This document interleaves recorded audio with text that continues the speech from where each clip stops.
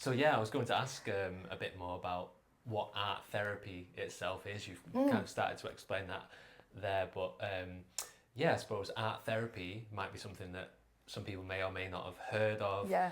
Um, to what extent is art therapy used in the NHS? What can it be used for?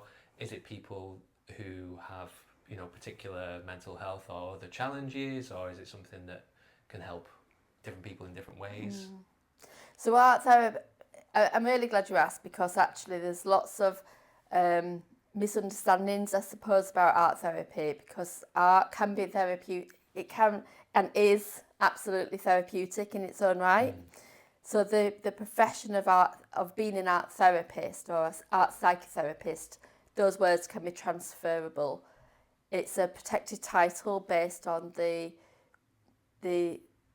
registration with the HCPC, which is Healthcare Professionals Council, and having like the training. So in different parts of the world, there's different levels of training and expectations, things that you've got to achieve. In the UK, it's a master's. So I went to Derby Uni to study my master's, and what I like really loved about that kind of training, and also found hard, was it really gets you to look within. So actually there's so many different things, so many different people that can benefit from having art therapy as a space. And in a nutshell, we're using the creative and the images, the creative process and the images, as a way of communicating, self-expression, processing, and navigating through sort of mental health challenges. It's a mental health profession in itself. So actually, whether it's a diagnosable mental health condition, or like there's lots of things about diagnosis that you could discuss, but it's maybe like we can look at like really kind of people's challenges. I suppose I would maybe lean into, rather than specific conditions, because actually anybody can benefit from having a space to create. Yeah, it's a really good way of expressing something that words just can't. Sometimes it can be that we might not be able to find the words. Sometimes it might be that the words and the experience is painful to talk about. Sometimes it might be that there's certain things that you wanting to express, but maybe get out, like cathartically express, but might not have the words for. So there's a whole range of kind of reasons why somebody might use art therapy, and having that person, that therapist to work with, is significantly different to maybe just like sitting and making a piece of art that can be therapeutic in itself, but it's that witnessing and that's that holding space, which is huge. Beautiful. Could you give an example maybe of a person that you've worked with, obviously without naming names, Yeah. but maybe just a description of something that stood out for you in your career, somebody that you've helped with a particular challenge, and how art therapy was able to help them?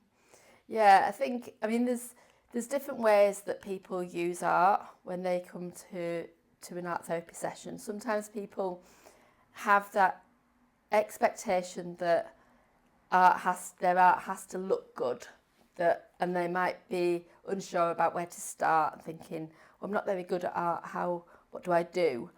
And actually there's that, like I would give that message of, well, it's less about what the picture looks like and more about like you playing with the art materials and exploring and expressing something from within, and there isn't that interpretation so much.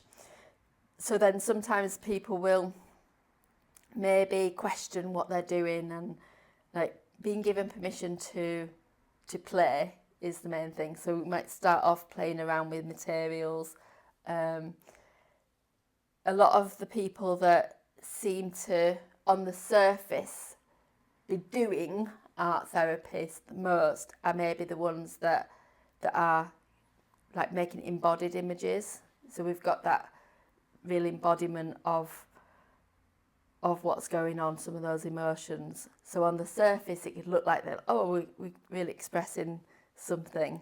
But then other people might be more sort of creating a diagram of something, or symbols and sort of metaphors, or like emoji pictures, or maybe using objects as well. I use a lot of objects with people. Yeah. There's somebody that I've been working with recently who's really embraced the sort of the fluidity of the paint. So sometimes people can be really cautious about painting because it's maybe unpredictable. So using chalk or using like paint that's fluid can be like very smudgy chalk or very fluidy paint can be very different for somebody than using maybe a felt tip pen or a pencil that's perhaps a bit more predictable.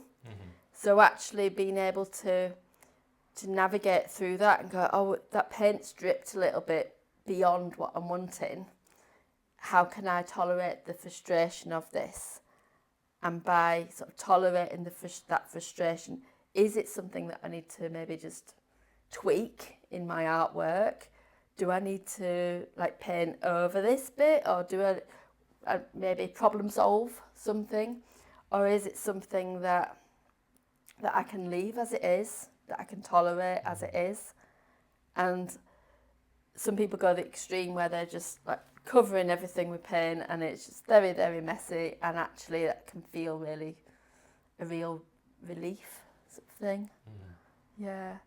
And I suppose as an art therapist, being in that space with somebody who is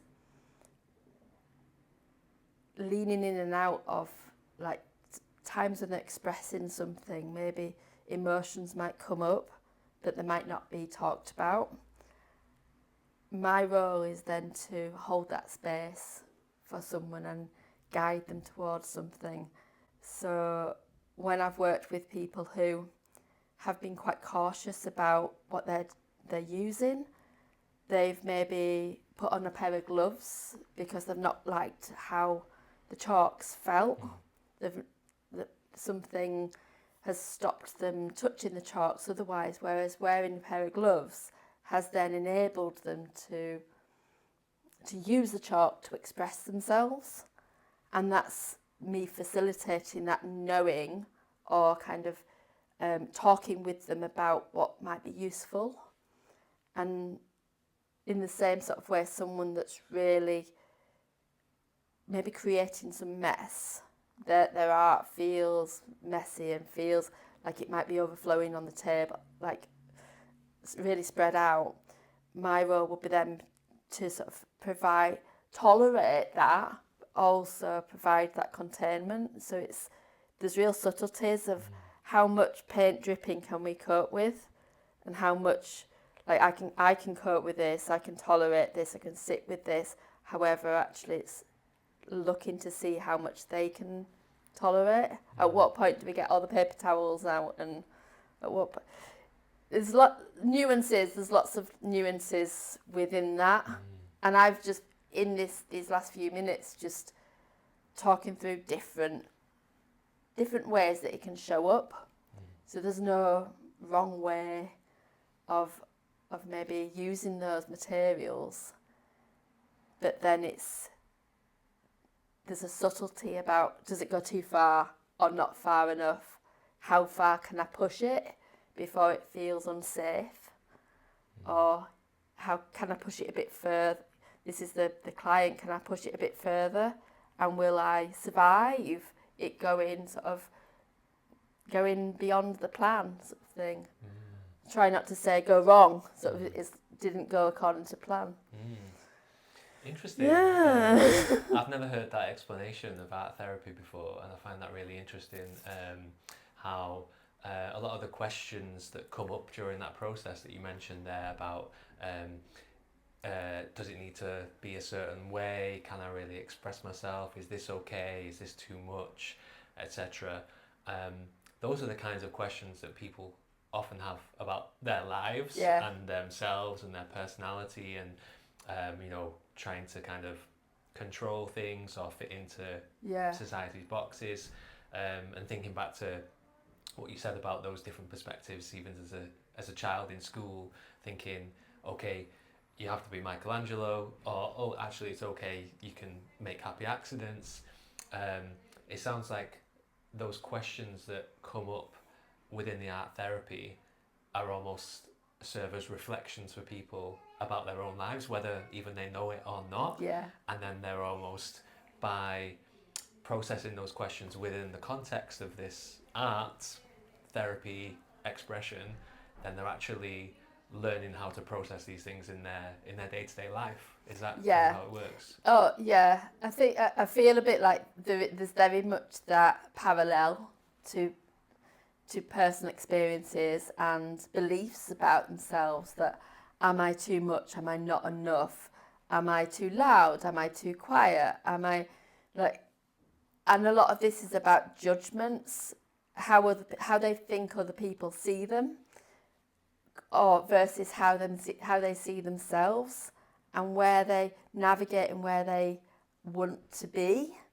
And often I talk about the art therapy being that messy middle, that middle ground, that messy middle of we're not there, we're somewhere in the middle, and we're not actually in the middle, we're leaning backwards and forwards. So it can feel like it can feel like a dance, maybe leaning in and out of things. And does today feel safe enough to do something like that, or to do something different? Or is today maybe a day to do something that feels familiar? And I think that they're quite common in life. So when I was saying about the dripping paint and tolerating that anxiety of the paint dripping, it's kind of, okay, well, if I can tolerate my art not going to plan, or I've made a piece of art that is intentionally without a plan, what would it be like to step into the world and do something, go to a new place, for instance, meet some new people? Can I go to a new place with people that are familiar, that I know, or would I meet new people in a familiar place? And that's maybe how people can then think, well, if I can do that in my art, I can take the next step in my life. Or, nothing's bad happened from painting the sky, like, I don't know, yellow or something. Beautiful. Yeah, I love it. It sounds amazing. So simple in a way, but really valuable, to allow people to reflect and express themselves in that way where maybe they haven't been able to, and that's often the case in life, and why people find themselves in challenging emotional situations, because they haven't necessarily expressed themselves properly. So that's a vehicle in which they can do that.